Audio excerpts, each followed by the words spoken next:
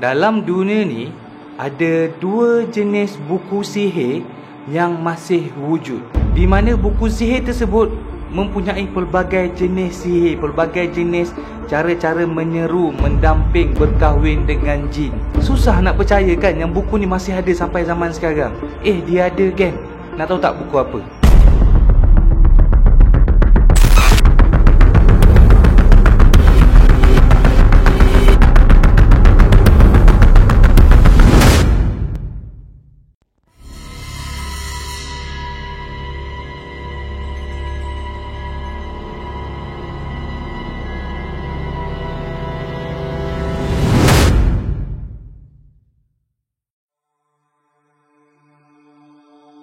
Assalamualaikum guys, welcome back to my YouTube channel. Apa khabar semua? Ada baik ke?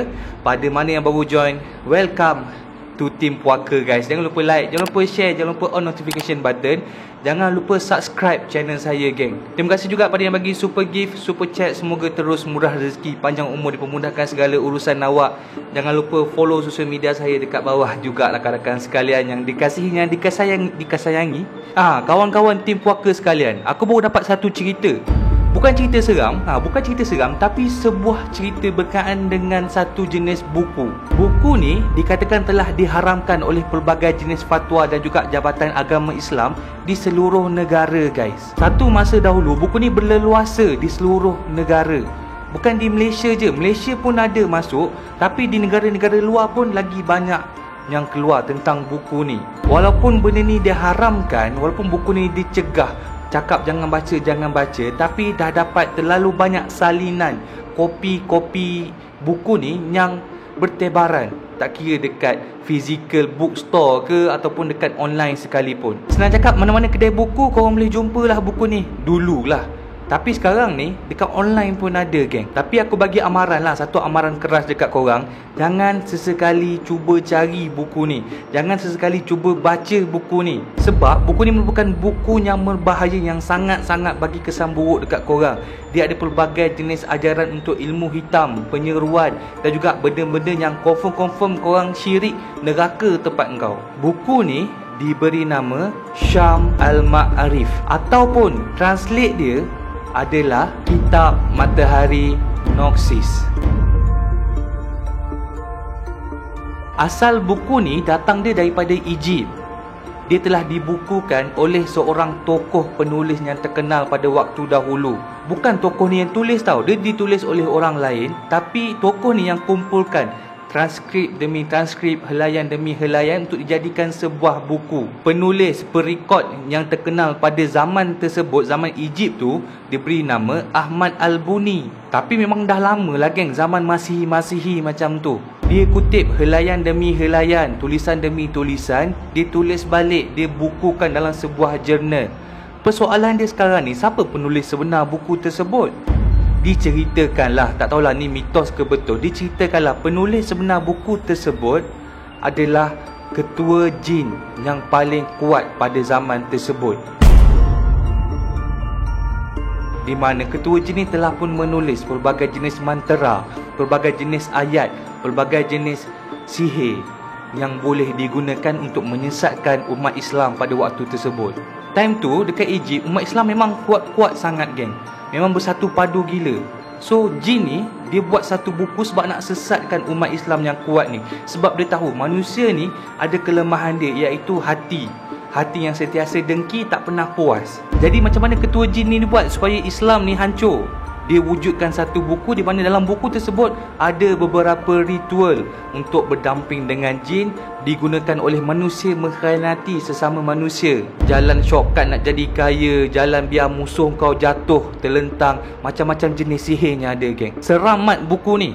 Memang buku ni keras betul-betul nak cakap dekat engkau lah. Sebab tu aku pesan, jangan cuba-cuba korang cari dekat online ke, dekat kedai-kedai buku ke, buku yang sihir ni lah. Jangan berani-berani cuba. Sekarang ni buku yang original masih ada disimpan di muzium negara mana aku tak sure, tapi masih ada. Dan buku tu dilindungi oleh mereka-mereka yang ada ilmu juga. Bukan kosong, bukan macam kau, macam aku yang pergi kedai Husin beli rokok suria, bukan. Buku ni tebal, geng, 40 chapter. Engkau buku sekolah yang 6 chapter pun kau berat payah betul nak baca. Kalau buku sihir macam ni 40 chapter, 100 chapter pun kau sanggup, betul tak? Tapi yang dikatakanlah, yang tersebar hanyalah 1 chapter sahaja. Manakala 39 chapter lagi tak sempat dikopi, tak sempat dibuat salinan. 1 chapter yang terlepas ni pula dijadikan 2 buah buku, geng. 1 buku ada dalam lebih kurang 100 mantra. 2 buah buku, weh banyak, geng. Itu baru 1 chapter. Kalau 40 chapter kau rasa tebal mana? Oh, daripada Selangor sampai ke Ipoh tebal dia. Itu jauh sangat. Buku-buku salinan ni pun, mantra yang dikeluarkan bukan semua. Dia sudah ditapis awal-awal. Hanya yang ringan-ringan sahaja dikeluarkan. Maksudnya 100 mantra yang keluar aku cakap tadi, itu just basic je. Yang power-power diorang tak keluarkan, diorang biarkan rahsia, geng. Just ada mantra macam mantra basic yang buatkan engkau suka aku, kedai tu jadi laris, rezeki masuk, macam-macam. Tapi bukan doa, mantra sihir, geng. Kalau yang heavy pula macam mana? Yang heavy ni contohnya dapat bercakap dengan mereka yang mati, dapat berdamping dengan jin, dapat mengawal jin. Semua tu yang heavy-heavy, yang kita sendiri tak boleh nak imagine heavy dia macam mana. Tapi yang kita perlu tahu, benda ni adalah syirik. Engkau buat, engkau neraka tempat engkau. Buku ni, kalau tengok daripada luaran, orang takkan ingat buku ni buku sihir. Dia macam buku biasa-biasa je. Macam contoh buku Islamik, kita buka, oh ada hadis, oh dalam dia bahasa Arab. Orang Melayu kita ni, geng, pantang nampak bahasa Arab. Asal bahasa Arab je doa, asal bahasa Arab je amin. Contohlah contoh, ada Pak Arab 2-3 orang tengah bercakap, Allah kau dia mereka mata tu. Mereka kau dia mereka alif batas saja ha. Kita orang Melayu ni fikir, ya Allah, dia ni baik betul lah, doa-doa, borak-borak pun doa bahasa Arab, ya Allah. Padahal member tu tengah borak, nak makan mana malam ni? Lapar perut, tak tahu nak makan mana. Kelantan pula Arab tu. Tapi kau faham tak? Tak semua bahasa Arab tu doa. Dan dalam buku tersebut, mantra tu dalam bahasa Arab. Translate dia memanglah dalam bahasa Melayu ataupun bahasa negara korang lah. Tapi ayat yang perlu dibaca tu bahasa Arab. Memanglah tak ada apa-apa, betul tak? Tapi yang jadi kesialan dekat sini adalah bila contoh tajuk dia tulis doa menarik rezeki. Dekat bawah doa tu adalah mantra dia, mantra sihir berbahasa Arab. Dekat bawah mantra tu ada translation dia. Yang paling kesialan dekat sini, translation tak translate bahasa Arab tu. Di mana translate cakap, semoga murahlah rezeki kami sebanyak buih-buih di lautan, semoga kami terus berjaya dunia akhirat. Translate dia macam tu. Tapi bahasa Arab dia lain. Bahasa Arab dia lebih kepada mendamping. Wahai jin bla bla bla, bantulah aku untuk kaya. Aku akan bagi kamu pelbagai-bagai jenis bantuan lepas ini. Contoh dia, geng. Senang cakap, apa yang dibaca tak sama dengan apa yang ditranslate. Sebab itulah buku-buku ni ditegah oleh fatwa. Sebab mereka yang tahu berbahasa Arab tahu, ini buku ni tak betul ni, dia translate tak betul dengan apa yang dia cakap.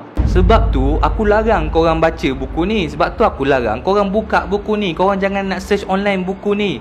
Sebab buku ni bahaya, geng. Tapi itulah, korang ni degil. Makin dilarang makin dibuat. Zaman kecil dulu mak kau larang, jangan panjat pokok muslimin. Muslimin engkau turun bawah. Tapi engkau sebagai seorang muslimin yang sejatilah time tu, engkau panjat juga pokok. Bila kerengga dah ketik engkau punya anu, tahu pula engkau menjerit minta tolong dengan mak engkau. Waktu kecil-kecil kau degil, dah besar pun sama. Aku pesan jangan buat. Bahaya, geng. Tapi ada satu cerita lah berkenaan dengan buku ni, di mana cerita ni berlaku kepada salah seorang lelaki di Egypt. Pada zaman dahulu lah. Dia ni tak tahu tentang kewujudan buku ni. One day dia pergi lepak dengan member dia dekat kedai kopi dekat sana. Waktu lepak ni dia macam pelik. Dia pelik sebab member dia ni dulu miskin, geng. Dulu hidup susah, papa ke dana. Tiba-tiba satu hari datang-datang kaya raya, geng. Duit tabur macam gitu je. Dia pun mintalah tips sebiji 2. Bro, macam mana kau boleh kaya macam ni? Aku tak dapat brain lah. Dulu kau susah kan, sekarang kau kaya. Macam mana kau buat, bro? Lepas tu member ni cakap, nanti kau datang rumah aku. Dia pun pergilah ke rumah member yang kaya ni. Memang besar rumah dia time tu, geng. Sampai-sampai je ketuk pintu, member dia buka pintu, tak sempat masuk, geng. Member dia bawa keluar satu buku, bagi. Member dia cakap, kau baca isi dalam ni. Engkau baca je. Tapi kau kena ingat satu pesan aku. Kalau engkau tak nak buku ni, engkau jangan buang, kau jangan bakar, kau jangan koyak. Engkau bagi balik dekat aku, kau pulangkan balik dekat aku. Dia pun ambil buku tu, dan dengan semangat berkobar-kobar nak kaya ni, dia balik rumah dengan perasaan happynya. Aku akan kaya. Sampai dekat rumah, dia duduk atas kerusi. dia buka page pertama. Bila buka page pertama je, awal-awal dah tunjuk amaran, jangan teruskan bacaan kalau tak nak ditimpa musibah. Tapi biasalah, sebab time tu dah nampak duit, dah nampak kekayaan, dia pun terus selak lagi buku, geng. Selak helaian pertama, waktu tu dia baca saja-saja. Bacanya orang cakap tak ada nafsu lah orang cakap. Macam kau baca buku tapi bacaan tu just saya saja nak baca, bosan-bosan, bukan untuk pengetahuan pun. Walaupun baca saja-saja, tiba-tiba dum, seakan macam ada sesuatu jatuh di atas bumbung rumah dia. Bumbung rumah Arab kan jenis flat kan, bukan jenis yang rumah kita macam ni, betul tak? Rumah Arab jenis yang mendatar macam tu. So bila bunyi dum tu, dia terus keluar rumah, dia intai bumbung dia. Bunyi apa tu? Intai-intai tak ada apa-apa pun. Dia masuk ke dalam. Dalam hati dia rasa berdebar-debar, tapi dia fikir tak ada apa-apa kot, burung jatuh ke apa ke, tak apalah. Dia sambung ambil buku tu, dia duduk, dia sambung baca, geng. Dia terus baca helaian kedua. Waktu dia baca helaian kedua tu, time tu lah lampu mula terpadam buka. Air mula terpasang dengan sendiri je. Dan time tu juga ada satu suara bisikan yang mula bermain di telinga kiri dan kanan. Bisikan macam mana? Bisikan sayup je. Macam dia pun tak faham. Bisikan yang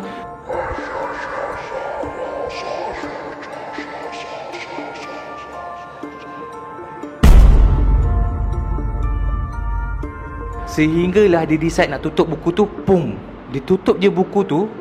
Terus bunyi tadi hilang, api elektrik terus ada, air terus tertutup. Tiba-tiba ada bunyi ketukan di pintu hadapan.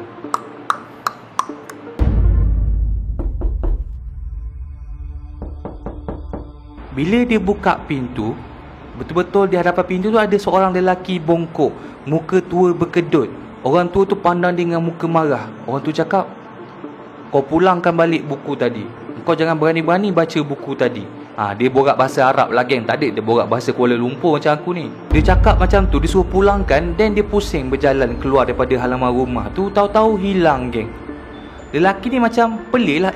Macam mana lelaki tua ni tahu aku tengah baca buku? Dia pun buat bodoh. Maybe orang gila kot dia fikir macam tu. Buat bodoh punya bodoh. Dia teruskan hari dia macam biasa. Dia tak buka dah buku tu. Tapi dia cakap, lepas pada hari tu, dia rasa macam diri dia diintai, diri dia diikut oleh sesuatu. Dia nampaklah di balik cermin macam ada sesuatu benda hitam yang mengekori. Dia berjalan, rasa macam ada benda yang ikut jejak langkah dia. Dan satu hari dia decide yang dia nak pulangkanlah buku ni, sebab dia rasa buku ni lah yang bagi beban kepada dia. Dia bawa buku tu pergi jumpa member dia, ketuk pintu. Member dia buka, gelak-gelak. Dah kaya ke belum? Member dia ni rasa macam, ni buku apa kau bagi dekat aku ni? Kau ambil balik, aku tak nak.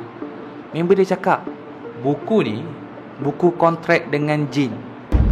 Kau baca, kau jangan takut, nanti dia akan bagi kau kaya. Lelaki tadi lepas dengar je buku kontrak dengan jin tu, dia terus caw, geng. Dan dikatakan sejak pada hari tu, dia tak jumpa dah lelaki tu. Walaupun cari kat rumah tu, dia pelik. Sebab bila dia pergi balik ke rumah member dia tadi, rumah tu dah tak ada. Yang tinggal hanyalah rumah buruk. Bila tanya jiran-jiran, dia cakap tak kenal siapa yang orang ni cari. Ibarat lelaki member tu tak wujud langsung. Benda tu jadi misteri sampai sekarang. Dan dikatakan benda tu jadi sebab lelaki yang kaya tadi tu breach the contract. Lelaki yang tadi tu, dia telah putuskan kontrak perjanjian dia dengan jin, yang menyebabkan jin tu marah. Jin tu hilangkan dia dekat muka bumi ni.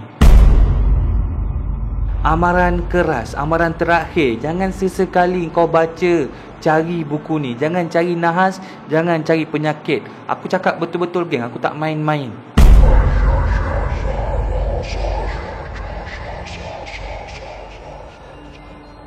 Thank you pada mana yang bagi super chat. Thank you pada mana yang subscribe channel aku. Bagi subscriber baru, selamat datang Tim Puaka. Bagi yang lama, thank you guys kepada yang masih setia. Kita jumpa dalam next story Puaka, insyaAllah. Jangan baca buku ni, aku bagi amaran. Assalamualaikum.